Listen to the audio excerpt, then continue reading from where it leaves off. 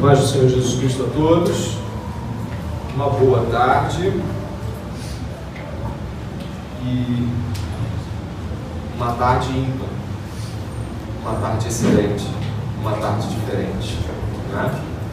Cultuar a Deus numa tarde de sábado é maravilhoso. Como cultuar a Deus é maravilhoso em qualquer momento, mas no dia de hoje nós estamos diante de um marco para o reino, para a igreja local. Nós estamos diante da primeira ordenação de diáconos e cooperadores da Igreja Secular Cristã. Já é uma festa no meu coração como pastor, há uma alegria que eu nunca tinha sentido e uma experiência que eu quero que se repita muitas vezes. Mas para que algo se repita muitas vezes, ele tem que começar. Você tem que começar de algum modo. E o Senhor nos dá essa chance hoje. Nós estamos hoje diante da oportunidade, né, de vermos aqui o início, não o início de serviços, porque muito serviço já foi feito nesses 2 anos e meio, mas nós estamos diante de um novo começo para outras obras. Eu gostaria que você pudesse já deixar a sua Bíblia aberta no livro de Romanos, mas eu gostaria de dar uma boa tarde especial com o nome completo para Adonias Correia Pereira Cordeiro, para Igor Alencar Salles da Silva, Daina Caroline Maia Duarte e Tamires Cardoso Ribas. Estão aqui à frente, uma cadeirinha diferente um pouco, né? Uma posição maravilhosa, uma posição diferente das habituais, mas certamente Deus vai nos mostrar muito quanto a estar aqui hoje. Amém? Eu gostaria que você pudesse ir deixando sua Bíblia aberta em Romanos, no capítulo 12. A gente ainda vai falar algumas coisas, mas eu gostaria que você pudesse já deixá-la aí marcadinha. E o que acabamos de ouvir agora com o nosso irmão João Vitor? Ele leu 1 Timóteo capítulo 3. E nesse capítulo, há não somente a disposição do que a Bíblia espera que sejam presbíteros, diáconos, mas a disposição do que a Bíblia espera que sejam os cristãos. Já falei mais uma vez e tive a oportunidade de dizer que aquilo que a Bíblia requer daquela sessão ali não é diferente do que a Bíblia requer de qualquer um de nós. Mas sim, Deus separa as pessoas em dado tempo e lugar para que isso fique evidente de modo formal. Portanto, quando nós ouvimos o irmão falar sobre moderação, sobre hospitalidade, sobre bom trato com a família, sobre ensinar a outros, ele não disse nada que não seja aquilo que todos nós, como cristãos, devemos ser. Ali não existe um cristianismo para presbíteros e um cristianismo para diáconos ou cooperadores, não. Ali é cristianismo de cristão, é gente cristã e como gente cristã deve ser. Portanto, vale lembrarmos de que hoje eles estão aqui ouvindo todas essas coisas, ouvindo cânticos de avante, não tenha medo, não, o trabalho não é seu, o trabalho é dele, mas também estão ouvindo de que aquilo que o Senhor coloca diante de vocês hoje não é diferente do que Ele coloca diante de qualquer cristão, de qualquer um que é chamado para viver a vida cristã. Mas há um privilégio hoje de que cada um dos 4 se torne evidentemente diante de todos, formalmente, aquilo que chamamos de cristãos. Não que se tornem como se não fossem, mas que se coloquem à disposição para serem vistos tais como. Isso é honra para o nome de Jesus. Isso é glória para o nome de Jesus Cristo. Nós tivemos uma assembleia que aconteceu em dezembro passado. E nessa assembleia a igreja, diga-se de passagem, importante, a igreja vota, a igreja se expressa e a igreja votou e concordantemente, de modo muito expressivo, escolheu os irmãos como representantes da diaconia. E como diaconia nós entendemos a logística e o serviço material da igreja, o serviço lógico material da igreja, mas é claro que durante as escrituras nós vamos ter surpresas aqui na exposição bíblica. diaconia, ou diaconato, no seu original, servir as mesas, servir servir. E quem não foi chamado para servir? Portanto, certamente há um privilégio no coração deles hoje de poder ser chamado de forma tão expressiva. A diaconia surge, e aqueles que estão estudando Atos conosco nas quintas-feiras, ela surge lá pelo capítulo 6 do livro de Atos, quando uma situação muito complicada irrompe na primeira igreja cristã. Essa situação ela se desenvolve de tal forma que fica impossível que daquele modo as coisas continuem unidas. Então o Espírito Santo ilumina a mente dos apóstolos para que eles possam deixar que a igreja escolha pessoas com o aval deles que vão adiante e resolvam o problema de unidade que se deveu ao fato de que viúvas gregas estavam reclamando do seu tratamento em relação às viúvas judias. Portanto, quando nós estamos aqui, nada mais fazemos do que concordar com a Bíblia. Quando estamos aqui hoje, nessa tarde, nada mais fazemos do que dizer sim, concordamos com Atos capítulo 6. É importante citar também que a nossa igreja, ela trabalha com aquilo que pensamos serem as cooperadoras, como Priscila, como Febe, e como outras mulheres que no ministério dos apóstolos atuaram de forma expressiva. E como nós pensamos dessa forma? Os diáconos são os oficiais da igreja. A eles cabe servir a igreja liderando-as conjuntamente com os presbíteros, só que liderando com os presbíteros, servindo as mesas e os presbíteros servindo com a palavra, com o ensino. Então, é liderança da igreja a diaconia masculina. E as cooperadoras na nossa igreja têm a função de irem na direção destes diáconos e os auxiliarem no seu trabalho. Portanto, a distinção muito clara é de que sobre os diáconos repousa a responsabilidade primaz e a liderança desse trabalho. E de que elas, tais como as Escrituras sempre nos apontam, as mulheres vão na direção dos homens, cooperando, tal como o Espírito Santo é chamado de Paráclitos, aquele que está ao lado. Também essas duas jovens que aqui estão vão estar cooperando com o ministério oficial do diaconato masculino. Portanto, os quatro servem, os quatro se colocam à disposição, mas a cobrança está sobre os varões aqui. Então, glória a Deus. E não é para aliviar o coração das damas, afinal, está diante da igreja, está diante do serviço cristão, é sempre uma responsabilidade. Portanto, se não é alívio da pressão ou do peso, mas da pressão, ainda assim, fica sobre todos nós o encargo da diaconia de Jesus. Portanto, estando aqui essa noite, ou essa tarde ainda, pensando sobre como nós vemos a igreja em termos de serviço, em termos de diáconos, em termos de cooperadoras, e tendo nessa oportunidade a primeira ordenação diaconal, eu gostaria que você pudesse me acompanhar ao livro ou à carta de Paulo aos Romanos, no capítulo 12, por favor.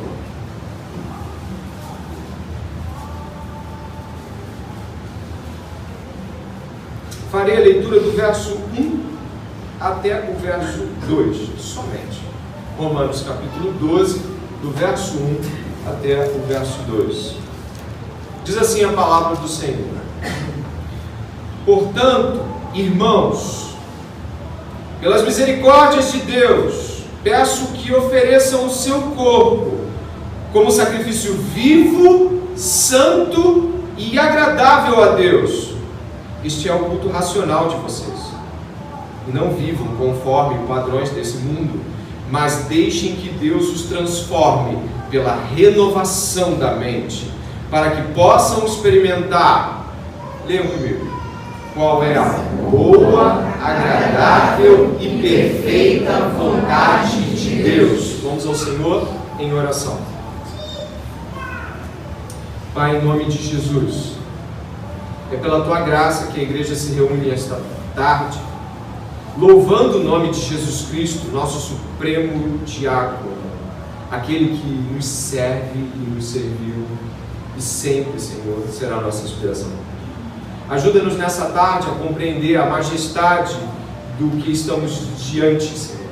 talvez por muitas vezes, Pai, nossos corações e mentes estarem caminhando diante desse mundo sem tornar perceptível aos olhos aquilo que o Senhor está fazendo. Senhor, abre o coração de todos aqui, para que possam ver, celebrar com muita alegria a presença do Espírito Santo na igreja. Sim, glórias a Deus, Pai. Sabemos que onde o Evangelho é pregado, onde Deus é glorificado, o Espírito Santo está atuando em pessoas aí sentadas que um dia estarão também aqui à frente, louvando a Deus e agradecendo o privilégio de servi-lo de modo expressivo. Ajuda o nosso coração essa noite, tarde e noite, a dizer: louvado seja, obrigado por essa oportunidade, meu Deus. E que em nome desse mesmo Deus, em nome desse mesmo Jesus Cristo, a igreja possa ser edificada pela palavra nesse momento. Amém e amém.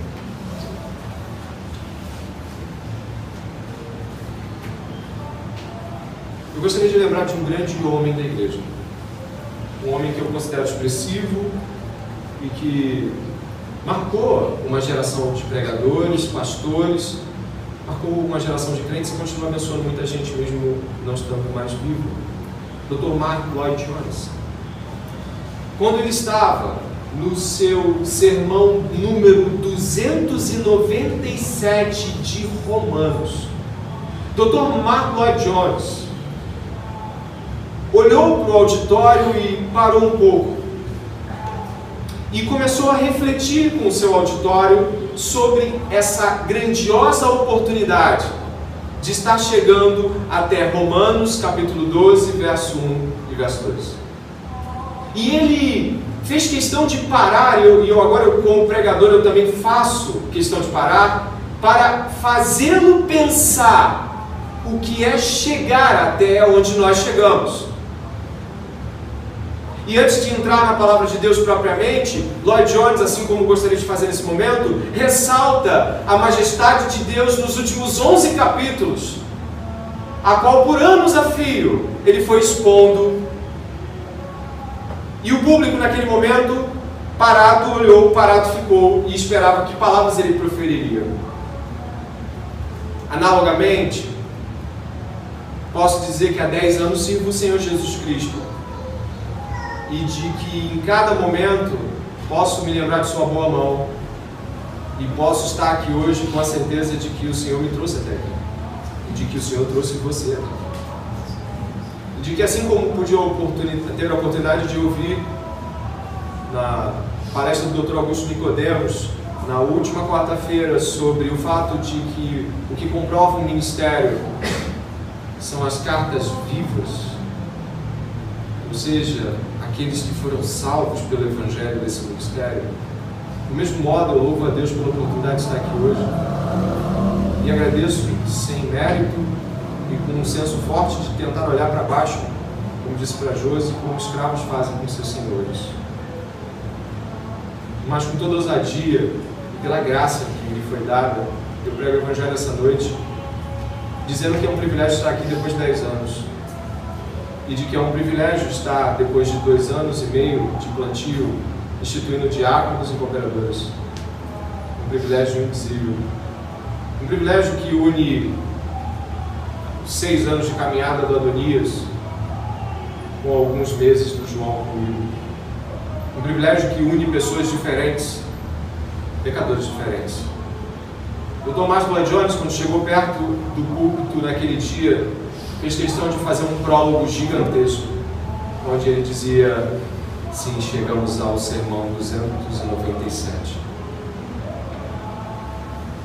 E ressaltava de que todos dessem a atenção ao que seria dito, mesmo tendo já ouvido 297 sermões de Romanos, mesmo já tendo ouvido 297 sermões do Abré, ou mesmo tendo caminhado 297 mil quilômetros nessa jornada de tanto tempo. Peço que o seu coração possa ouvir a palavra de Deus, como pela primeira vez, e possa se alegrar por esse momento, se regozijando pela oportunidade que Deus dá de uma igreja de 2 anos, ou menos, em termos formais, em termos diáconos e cooperadores, instituídos segundo o Evangelho, salvos pelo Evangelho, numa igreja que prega o Evangelho e canta o Evangelho, e lê, e ora, e vibra, e espera pelo Evangelho. E o Dr. Martyn Lloyd-Jones, alegre e regozijante, talvez diferente de alguns olhares na plateia, afinal, eu não sei, me falha a memória, se eram cultos de quinta ou de sexta, diz o meu irmão Lloyd-Jones aqui. Talvez a plateia não estivesse lotada, talvez não havia lá muito burbúrio, mas para ele não. Lloyd-Jones estava retumbante e dizia: estamos dando uma virada, porque até o 11 era a doutrina, e no 12 vem a prática.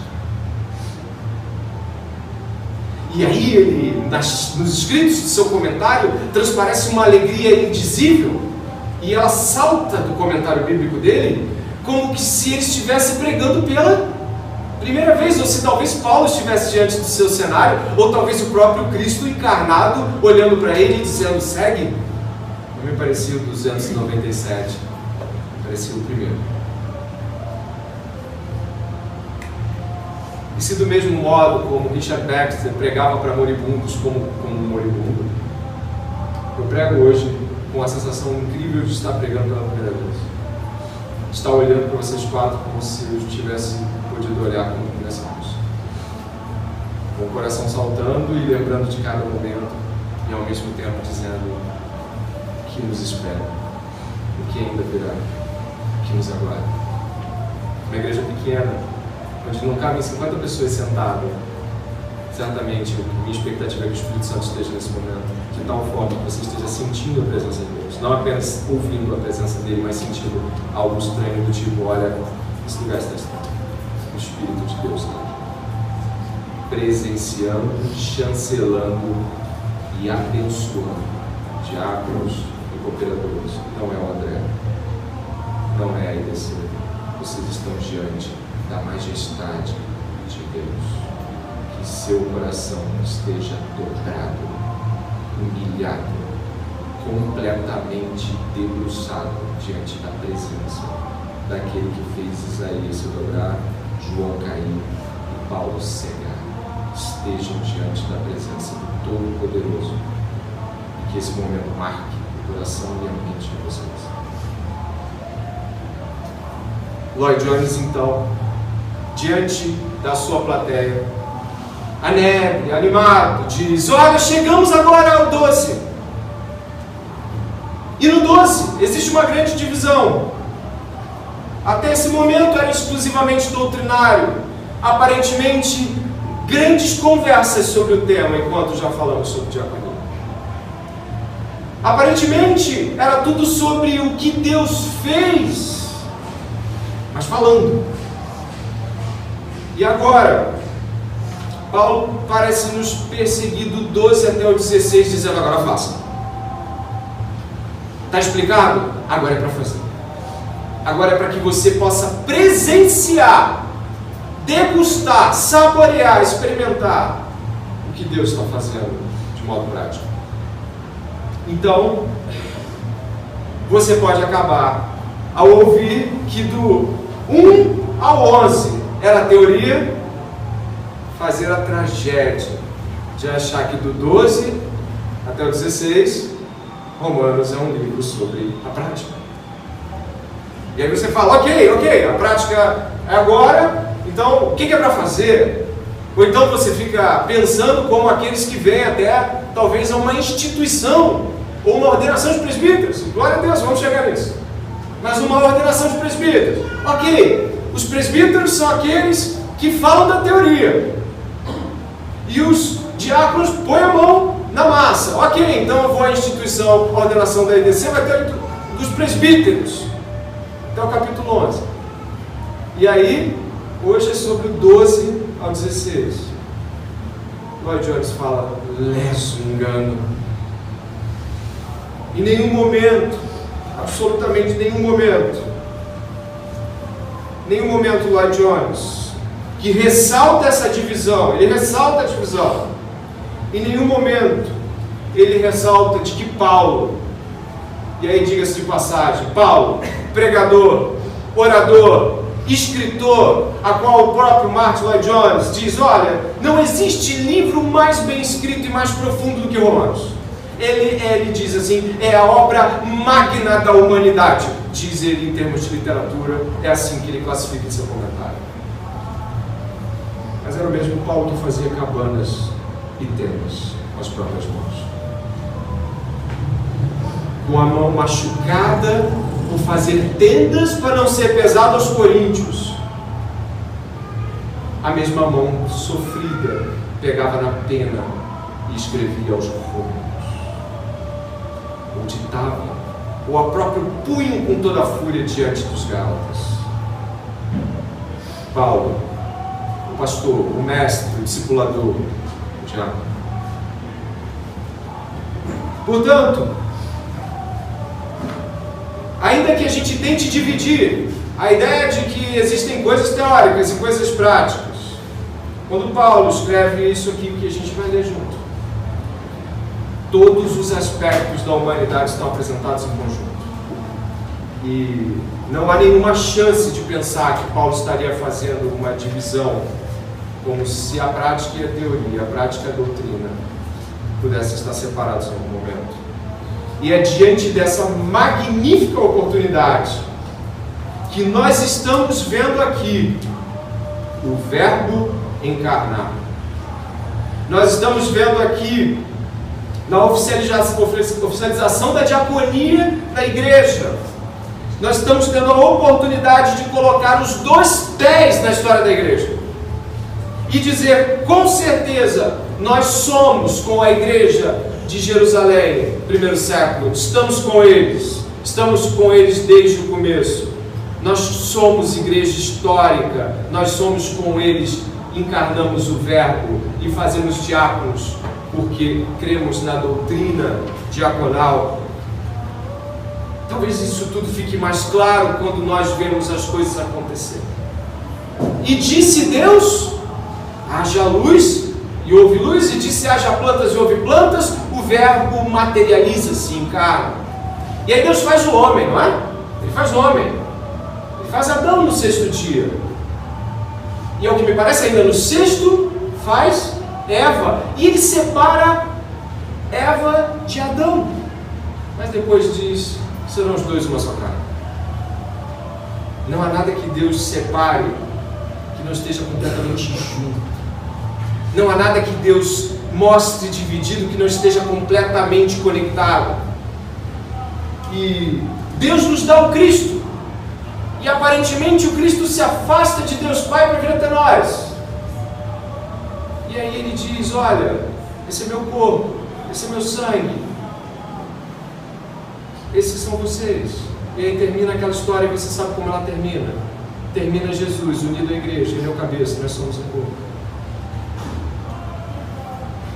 Parece muito óbvio que quando nós estamos vendo Deus criar, Jesus chegar, o Verbo encarnar, nós estamos vendo sempre tudo junto. A palavra precisa de um corpo, a doutrina precisa ser encarnada. Tito capítulo 2, verso 14, Paulo diz que o Senhor veio do céu e se deu a si mesmo por nós na cruz do Calvário, e diga-se, para nos remir de toda a iniquidade e purificar para si um povo especial, zeloso de boas obras. O Deus que prega, o Deus que redime, o Deus que zela, é o Deus que prepara, é o Deus que treina, é o Deus que envia, é o Deus das boas obras. Não é o Deus apenas de uma palavra vazia, de um discurso sem corpo. Estamos vendo aqui na diaconia hoje uma corporificação do discurso. Nós estamos vendo na instituição dos diáconos e cooperadores a oportunidade de que o Verbo encontre o corpo, de que Atos 6 não seja apenas pregado nas quintas, mas ande pelos corredores nos domingos, mas visite a tua casa na segunda, mas te abrace na ausência do alimento. Não que não haja gente trabalhando nessa igreja, mas te chamo a atenção para estarmos diante da Bíblia viva, falada. Os sacramentos são, na verdade, nada mais, nada menos do que uma encenação daquilo que de fato Deus fez por nós. Deus nos salva e nós nos batizamos porque da morte para a vida Deus nos chama. E nós batizamos como Jesus se batizou.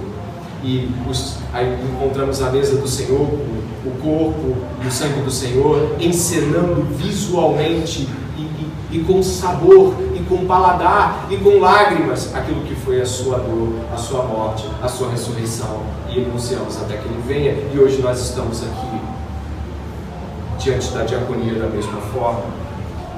A vida diaconal precisa ser um ser humano total, completamente cheio do Espírito Santo, pleno e convicto de que não são homens e mulheres que meramente frequentam um local de culto aos domingos e ajeitam as cadeiras.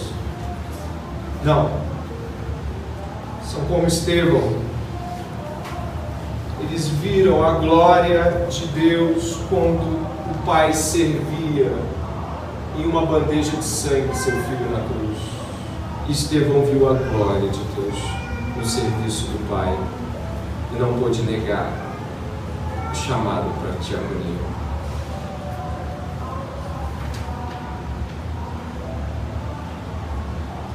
A doutrina o é na prática, e a prática existe apenas na doutrina. Se perguntássemos a um pássaro, em anedota tão comum, olha, de qual asa você precisa mais para voar? Ou de qual asa você poderia ficar sem para que voasse? A igreja precisa de diáconos e de presbíteros, cooperadores.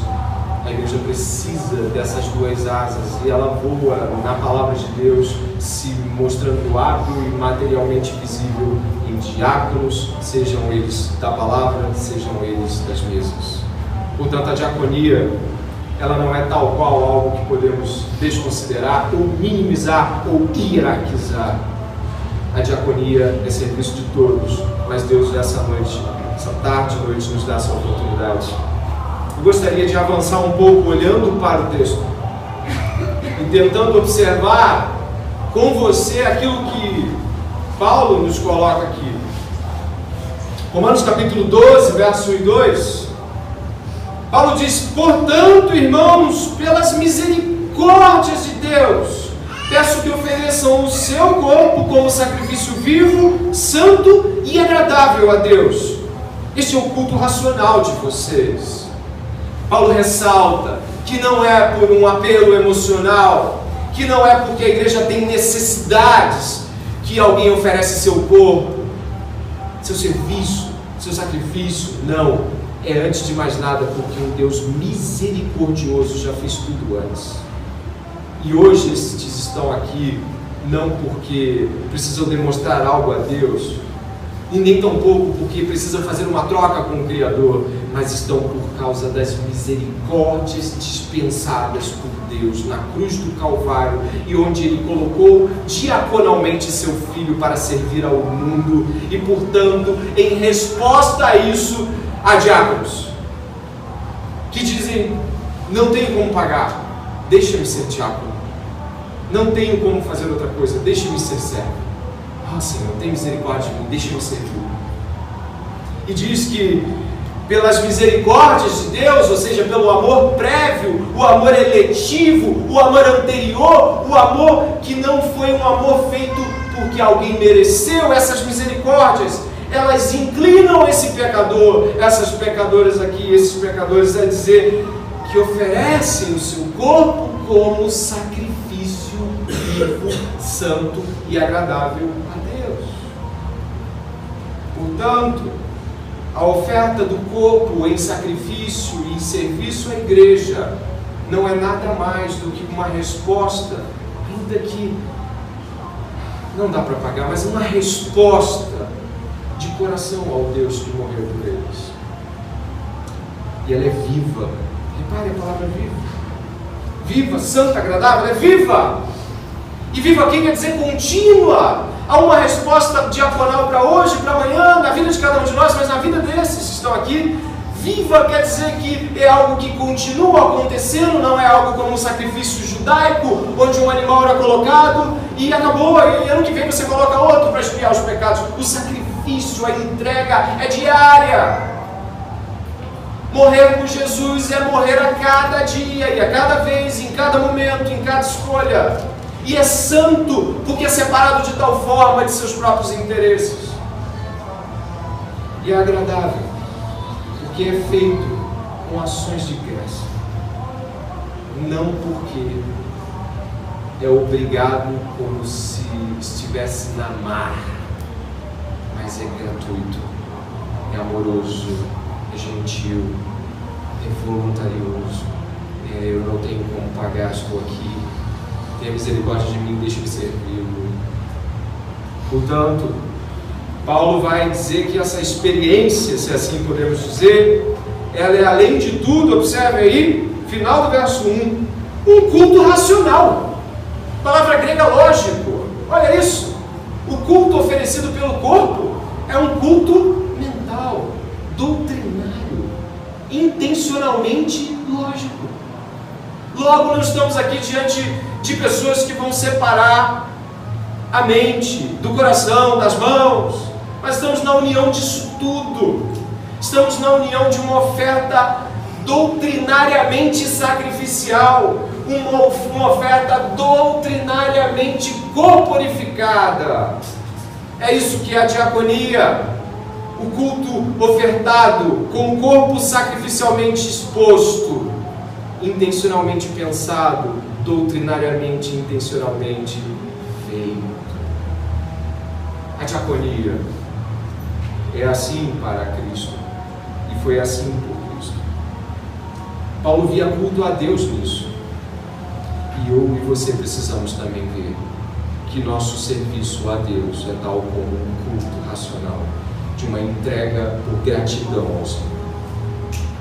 Esses 4 irmãos hoje aqui vieram dar testemunho de que Jesus morreu por eles. Eles vieram dar testemunho de que eles não foram comprados por qualquer coisa, mas por um preço valiosíssimo. Vieram dizer à igreja hoje, estando sentados aqui, ouvindo a palavra de Deus e reverentemente acatando o Senhor, dizendo: eis-me aqui, Senhor. Onde mais eu poderia estar? Quem mais eu poderia ser, se não estar e ser diante do Senhor essa noite?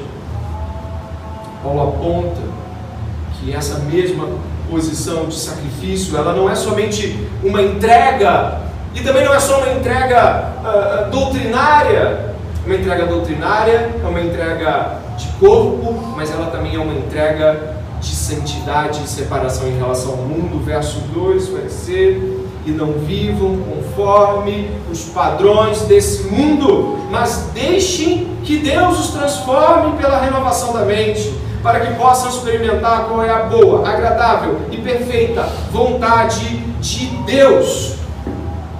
Esse corpo entregue foi lido pelo irmão David, quando na abertura. Esse corpo entregue foi lido, e você olha aí, no verso 3 até o verso 21, repare do que se trata a diaconia, o serviço de entrega. Observe, eu vou ler. Porque pela graça que me foi dada, digo a cada um de vocês que não pense de si mesmo além do que convém. Pelo contrário, pense com moderação, segundo a medida de fé que Deus repartiu a cada um. Porque assim como num só corpo temos muitos membros, mas nem todos os membros têm a mesma função, assim também nós, embora sejamos muitos, somos um só corpo em Cristo, e membros uns dos outros. Temos, porém, diferentes dons, segundo a graça que nos foi dada. Se é profecia, segundo a proporção da fé. Se é ministério, dediquemos-nos ao ministério. O que ensina, dedique-se ao ensino. O que exorta, faça-o com dedicação. E o que contribui, com generosidade. O que preside, com zelo. Quem exerce misericórdia, com alegria. O amor seja sem hipocrisia. Odeiem o mal e apeguem-se ao bem. Amem uns aos outros com amor fraternal. Quanto à honra, deem sempre preferência aos outros. Quanto ao zelo, não sejam preguiçosos, sejam fervorosos de espírito, servindo ao Senhor. Alegrem-se na esperança, sejam pacientes na tribulação e perseverem na oração. Ajudem a suprir a necessidade dos santos, pratiquem a hospitalidade. Abençoe aqueles que perseguem vocês, abençoe e não amaldiçoem. Alegrem-se com os que se alegram, chorem com os que choram. Tenham o mesmo modo de pensar de uns para com os outros. Em vez de serem orgulhosos, sejam solidários com os humildes. Não sejam sábios aos seus próprios olhos. Não paguem a ninguém mal por mal. Procurem fazer o bem diante de todos. Se possível, no que depender de vocês, vivam em paz com todas as pessoas. Meus amados, não façam justiça com as próprias mãos, mas deem lugar à ira de Deus. Pois está escrito: a mim pertence a vingança, eu é que retribuirei, diz o Senhor. Faça o contrário. Se o seu inimigo tiver fome, dê-lhe de comer. Se tiver sede, dê-lhe de beber. Porque fazendo isso, você amontoará brasas vivas sobre a cabeça dele. A igreja leu o verso 21. Não se deixe vencer pelo mal, mas vença o mal com o bem. Está aí, diáconos. Está aí, cooperadores. Olha um cristão como ele deve agir. Olha o que se espera de um cristão. É o que se espera do caráter aprovado de vocês, que foi aprovado pela igreja e por isso a igreja os elegeu. Terminando, Paulo vai dizer que essas coisas todas, elas têm um motivo muito interessante. É um motivo inusitado, porque às vezes nós não entendemos porque os textos bíblicos terminam daquele modo. O final do verso 2 diz que essa renovação de mente, essa entrega de corpo, esse sacrifício vivo, eles têm um objetivo, eles apontam para um objetivo. E diz assim: para que possam experimentar qual é a boa, agradável e perfeita vontade de Deus. Existe aqui um desejo de Deus, uma vontade de Deus. E qual é? De que cada um de nós que faz tal entrega experimente, seja renovado na sua apreciação de Deus, o paladar espiritual dessa pessoa mude. E após essa entrega, após essa mudança, após essa conformação, há um paladar que muda. A experiência de Deus na vida dessa pessoa é maravilhosa. Então agora, aquilo que lhe parecia: meu Deus, ser pastor é loucura. Ser diácono, ser cooperadora, ensinar, cuidar de criança, sabe? Quando você começa alguém falar assim: essa pessoa, você um dia pregando aqui, meu Deus. E aí Deus propõe a entrega, Deus propõe o sacrifício, a renovação de mente, a conformação de mente. E aí sabe o que acontece? Uma experiência maravilhosa de mudança de apreciação. A vontade que era dura, severa, arrastada, difícil, passa a ter outro nome: boa, agradável. Estamos diante de responsabilidade, sim, mas vocês estão diante de oportunidade. A oportunidade de uma experiência com Deus, que vai fazer com que a apreciação da presença de Deus seja de tal modo boa, agradável e perfeita. E belíssima oportunidade. E cada um aqui hoje abra os olhos quanto a essa enorme oportunidade que Deus dá a cada um de ser Deus.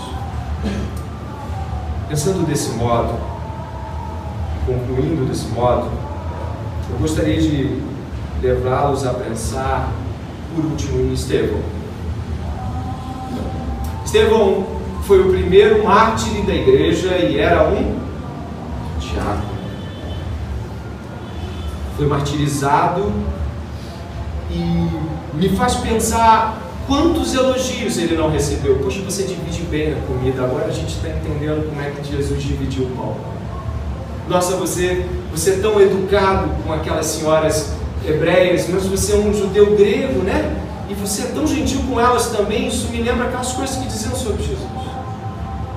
Ele ouvia essas coisas, né?